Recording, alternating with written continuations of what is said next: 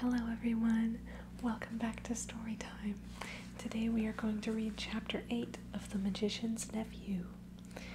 Last time in Chapter 7, we ended off where Queen Jadis had just announced to all the people in the square, after having wrecked a cab, stole a number of jewels, and a horse. She has stolen a horse and is whipping him into a frenzy. She's being quite the menace. She has just announced to this large crowd of people and policemen that she is the Empress Jadis. And Digory is looking in the meantime for a way to get hold of her so he can take her back to the wood between the worlds. That is where we are picking up for Chapter 8. Chapter 8, The Fight at the Lamppost. "Oh, Empress, are you? We'll see about that," said a voice. Then another voice said, "3 cheers for the Empress of Colney-Atch," and quite a number joined in. A flush of color came into the witch's face, and she bowed ever so slightly. But the cheers died away into roars of laughter, and she saw that they had only been making fun of her. A change came over her expression, and she changed the knife to her left hand. Then, without warning, she did a thing that was dreadful to see. Lightly, easily, as if it were the most ordinary thing in the world, she stretched up her right arm and wrenched off one of the crossbars of the lamppost. If she had lost some magical powers in our world, she had not lost her strength. She could break an iron bar as if it were a stick of barley sugar. She tossed her new weapon up in the air, caught it again, brandished it, and urged the horse forward. "Now's my chance," thought Digory. He darted between the horse and the railings and began going forward. If only the brute would stay still for a moment, he might catch the witch's heel. As he rushed, he heard a sickening crash and a thud. The witch had brought the bar down on the chief policeman's helmet. The man fell like a 9-pin. "Quick, Digory, this must be stopped," said a voice beside him. It was Polly, who had rushed down the moment she was allowed out of bed. "You are a brick," said Digory. "Hold on to me tight. You'll have to manage the ring. Yellow, remember, and don't put it on till I shout." There was a second crash, and another policeman crumpled up. There came an angry roar from the crowd. "Pull her down! Get a few paving stones! Call out the military!" But most of them were getting as far away as they could. The cabbie, however, obviously the bravest as well as the kindest person present, was keeping close to the horse, dodging this way and that to avoid the bar, but still trying to catch Strawberry's head. The crowd booed and bellowed again. A stone whistled over Digory's head. Then came the voice of the witch, clear like a bell, and sounding as if, for once, she were almost happy. "Scum! You shall pay dearly for this when I have conquered your world. Not one stone of your city will be left. I will make it as charn, as Felinda, as Sorlois, as Bramenden." Digory at last caught her ankle. She kicked back with her heel and hit him in the mouth. In his pain he lost hold. His lip was cut and his mouth full of blood. From somewhere very close by came the voice of Uncle Andrew in a sort of trembling scream. "Madam, my dear young lady, for heaven's sake, compose yourself." Digory made a second grab at her heel and was again shaken off. More men were knocked down by the iron bar. He made a third grab, caught the heel, held on like grim death, shouting to Polly, "Go!" Then, oh, thank goodness, the angry, frightened faces had vanished.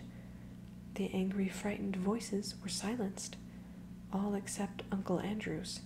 Close beside Digory in the darkness, it was wailing on, "Oh, oh, is this delirium? Is it the end? I can't bear it. It's not fair. I never meant to be a magician. It's all a misunderstanding. It's all my godmother's fault. I must protest against this. In my state of health, too. Very old Dorsetshire family." Bother, thought Digory. We didn't want to bring him along. My hat, what a picnic. "Are you there, Polly?" "Yes, I'm here. Don't keep on shoving." "I'm not," began Digory, but before he could say anything more, their heads came out into the warm green sunshine of the wood. As they stepped out of the pool, Polly cried out, "Oh, look! We've brought the old horse with us, too. And Mr. Ketterly, and the cabbie. This is a pretty kettle of fish." As soon as the witch saw that she was once more in the wood, she turned pale and bent down till her face touched the mane of the horse. You could see that she felt deadly sick. Uncle Andrew was shivering, but Strawberry, the horse, shook his head, gave a cheerful whinny, and seemed to feel better.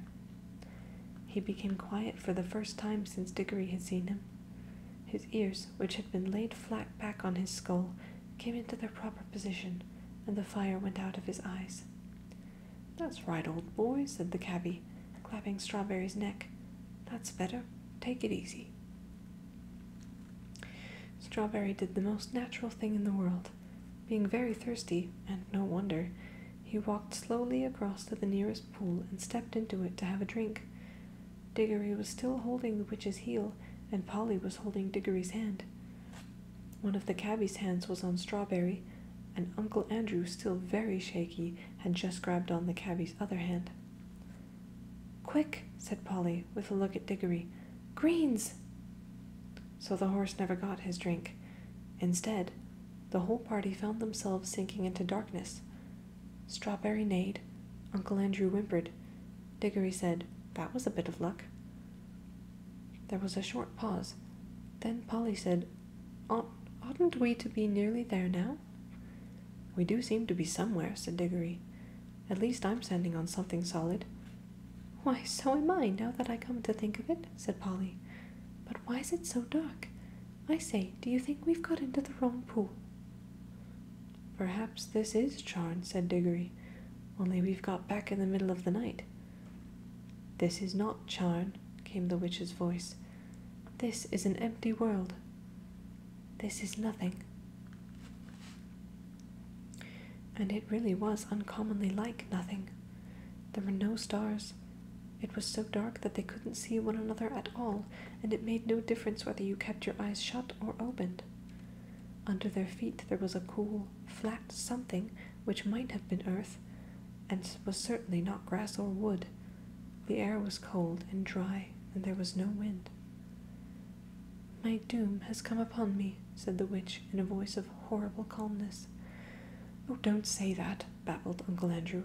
"My dear young lady, pray don't say such things. It can't be as bad as that. Cabman, my good man, you don't happen to have a flask about you? A drop of spirits is just what I need." Now then," came the cabby's voice, a good, firm, hearty voice. "Keep cool, everyone, that's what I say. No bones broken, anyone? Good. Why, there's something to be thankful for straight away, and more than anyone could expect after falling all that way. Now, if we've fallen down some diggings, as it might be for a new station on the underground, someone will come and get us out presently, see? And if we did, which I don't deny it might be, well, you've got to remember that worse things happen at sea, and a chap's got to die sometimes, and there ain't nothing to be afraid of if a chap's led a decent life. And if you ask me, I think the best thing we could do to pass the time would be to sing a hymn." And he did. He struck up at once a harvest Thanksgiving hymn, all about crops being safely gathered in. It was not very suitable to a place which felt as if nothing had ever grown there since the beginning of time, but it was the one he could remember best. He had a fine voice, and the children joined in. It was very cheering. Uncle Andrew and the witch did not join in. Towards the end of the hymn, Digory felt someone plucking at his elbow, and from a general smell of brandy and cigars and good clothes, he decided that it must be Uncle Andrew. Uncle Andrew was cautiously pulling him away from the others. When they had gone a little distance, the old man put his mouth so close to Digory's ear that it tickled, and whispered, "Now, my boy, slip on your ring. Let's be off." But the witch had very good ears. "Fool!" came her voice, and she leaped off the horse. "Have you forgotten that I can hear men's thoughts? Let go the boy. If you attempt treachery, I will take such vengeance upon you as it was never heard of in all worlds from the beginning. And," added Digory, "if you think I'm such a mean pig as to go off and leave Polly and the cabby and the horse in a place like this, you're jolly well mistaken." "You are a very naughty and impertinent little boy," said Uncle Andrew. "Hush," said the cabby. They all listened. In the darkness, something was happening at last. A voice had begun to sing. It was very far away, and Digory found it hard to decide from what direction it was coming. Sometimes it seemed to come from all directions at once. Sometimes he almost thought it was coming out of the earth beneath them. Its lower notes were deep enough to be the voice of the earth herself. There were no words. There was hardly even a tune. But it was, beyond comparison, the most beautiful noise he had ever heard.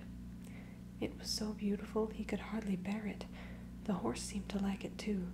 He gave the sort of whinny a horse would give if, after years of being a cab horse, it found itself back in the old field where it had played as a foal, and saw someone whom it remembered and loved coming across the field to bring it a lump of sugar. "Law," said the cabby, "ain't it lovely?" Then two wonders happened at the same moment. One was that the voice was suddenly joined by other voices, more voices than you could possibly count. They were in harmony with it, but far higher up the scale, cold, tingling, silvery voices. The second wonder was that the blackness overhead, all at once, was blazing with stars. They didn't come out gently one by one, as they do on a summer evening. One moment there had been nothing but darkness. The next moment 1,000 points of light leaped out. Single stars, constellations, and planets, brighter and bigger than any in our world. There were no clouds. The new stars and the new voices began at exactly the same time. If you had seen and heard it as Digory did, you would have felt quite certain that it was the stars themselves which were singing, and that it was the first voice, the deep one, which had made them appear and made them sing. "Glory be," said the cabby. "I'd have been a better man all my life if I'd known there were things like this." The voice on earth was now louder and more triumphant, but the voices in the sky, after singing loudly with it for a time, began to get fainter, and now something else was happening. Far away, and down near the horizon, the sky began to turn gray. Here's a picture.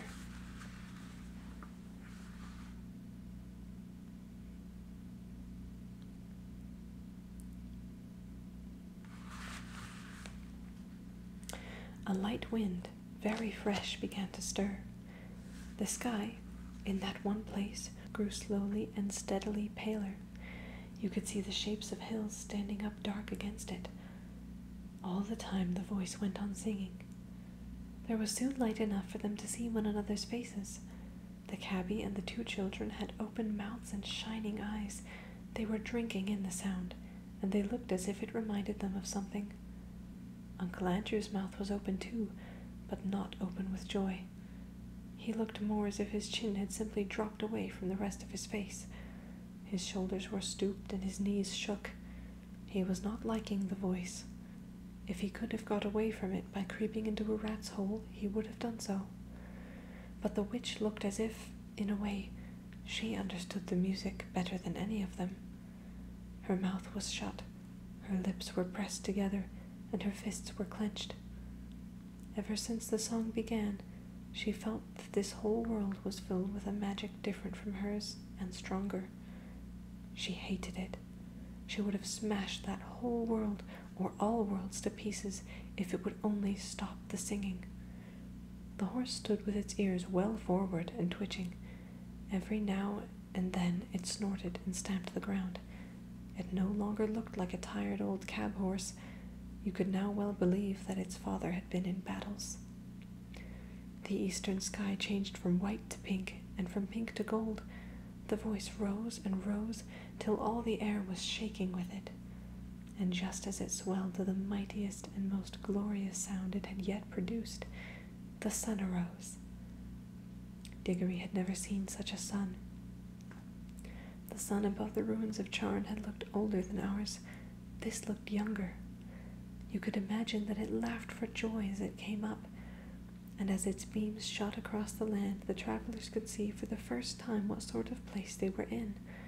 It was a valley through which a broad, swift river wound its way, flowing eastward towards the sun. Southward there were mountains, northward there were lower hills, but it was a valley of mere earth, rock and water. There was not a tree, not a bush, not a blade of grass to be seen. The earth was of many colors. They were fresh, hot, and vivid.